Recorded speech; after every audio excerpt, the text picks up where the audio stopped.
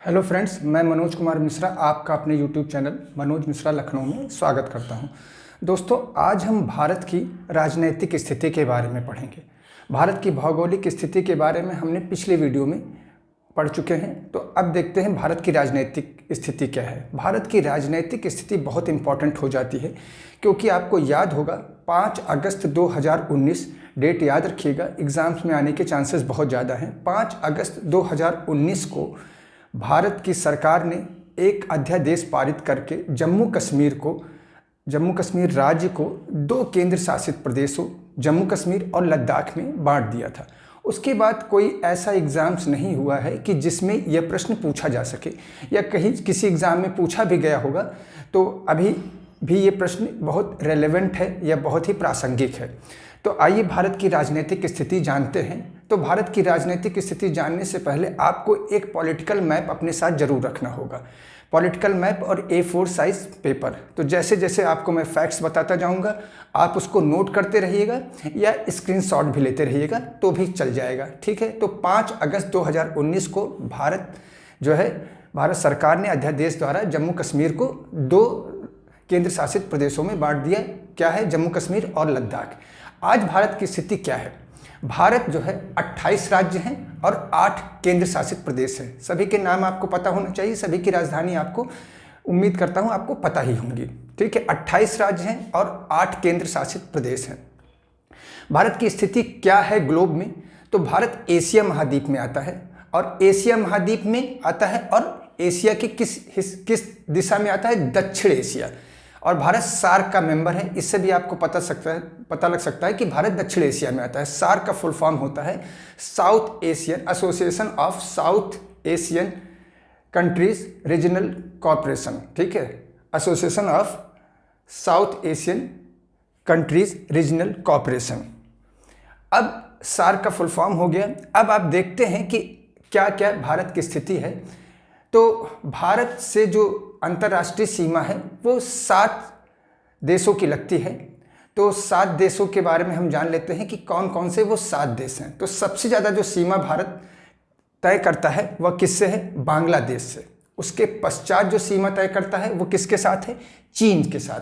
पहला बांग्लादेश, दूसरा चीन, तीसरा पाकिस्तान, चौथा नेपाल, 5वां आपको म्यांमार, छठा भूटान और 7वां क्या है? अफगानिस्तान। तो उनकी स्थिति भी हम जान लेते हैं। तो भारत के कितने राज्य जो हैं अंतर्राष्ट्रीय सीमा को छूते हैं, तो इम्पॉर्टेंट है, तो आप ध्यान रखिएगा। 16 राज्य हैं और 2 केंद्र शासित प्रदेश हैं। 16 राज्य और 2 केंद्र शासित प्रदेश जो हैं वो अंतर्राष्ट्रीय सीमा को छूते हैं। तो 7 राज्य 7 देशों के नाम आपको पता हो गए। और सबसे ज़्यादा जो सीमा छूता है वो किससे है? वो बांग्लादेश से। भारत सबसे ज़्यादा सीमा सबसे ज़्यादा बाउंड्री शेयर करता है वो बांग्लादेश से है। भारत से एक देश जो श्रीलंका है, जो भारत के प्रायद्वीप के निचले हिस्से दक्षिणतम हिस्से में पाक स्ट्रेट द्वारा या पाक की खाड़ी द्वारा अलग होता है। और भारत के 9 राज्य ऐसे हैं जो समुद्री सीमा को छूते हैं। उन राज्यों का नाम आपको पता होना चाहिए, और वो आप देख लेंगे मैप में भी तो आपको याद हो जाएगा। और 4 केंद्र शासित प्रदेश हैं जिनकी सीमा क्या है? जो समुद्री सीमा को छूते हैं। तो भारत की कुल स्थलीय सीमा मैंने आपको पिछले वीडियो में भी बताया था 15,106.7 किलोमीटर है। और सबसे ज़्यादा बांग्लादेश के साथ सीमा शेयर करता है या साझा करता है भारत। और देखते हैं बांग्लादेश की भारत के पॉलिटिकल मैप में क्या स्थिति है।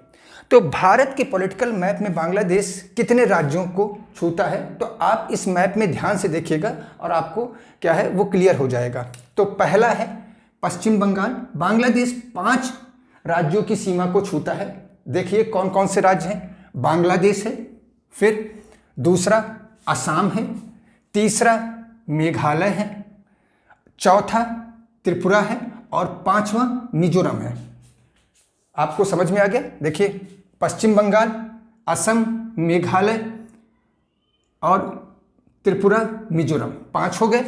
अब आते हैं म्यांमार के बारे में। म्यांमार से 4 राज्यों की सीमा छूती है। एक है मिजोरम, दूसरा है मणिपुर, तीसरा है नागालैंड और चौथा है अरुणाचल प्रदेश।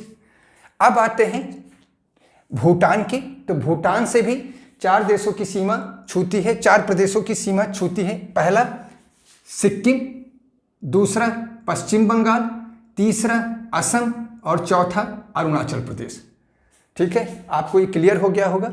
अब नेपाल में देखते हैं कि नेपाल की सीमा कितने राज्यों से छूती है। तो पहला उत्तराखंड, दूसरा उत्तर प्रदेश, तीसरा बिहार, चौथा पश्चिम बंगाल और पांचवा सिक्किम। एक बार मैं फिर इसको दोहरा देता हूं। पहला उत्तराखंड, दूसरा यूपी, तीसरा बिहार, चौथा पश्चिम बंगाल और पांचवा सिक्किम। उत्तर प्रदेश एक ऐसा राज्य है जिसकी जो सीमा है सबसे ज़्यादा राज्यों के साथ साझा करता है, उत्तर प्रदेश राज्य, देख लीजिएगा, इंपॉर्टेंट है। अब आते हैं चाइना। चाइना भी 5 प्रदेशों के साथ सीमा साझा करता है। आइए देखते हैं कौन कौन सा। पहला अरुणाचल प्रदेश, इंपॉर्टेंट है, याद रखिएगा, अरुणाचल प्रदेश। दूसरा आपका सिक्किम है, तीसरा आपका उत्तराखंड है, चौथा आपका हिमाचल प्रदेश है और पांचवा आपका क्या है, लद्दाख है। फिर से देख लीजिएगा, पहला अरुणाचल प्रदेश, दूसरा सिक्किम, तीसरा उत्तराखंड, चौथा हिमाचल प्रदेश और पांचवा जो केंद्र शासित प्रदेश है, लद्दाख। अब चाइना के बाद जो अंतिम है आपका जो है पाकिस्तान के साथ, अंतिम तो नहीं कहिए, उसके बाद है अफगानिस्तान। अफगानिस्तान केवल और केवल 90 मीटर सीमा और कहीं कहीं 110 मीटर सीमा है, और वो भी पाक अधिकृत कश्मीर में आता है। और ये 90 मीटर केवल एक केंद्र शासित प्रदेश लद्दाख के साथ सीमा साझा करता है।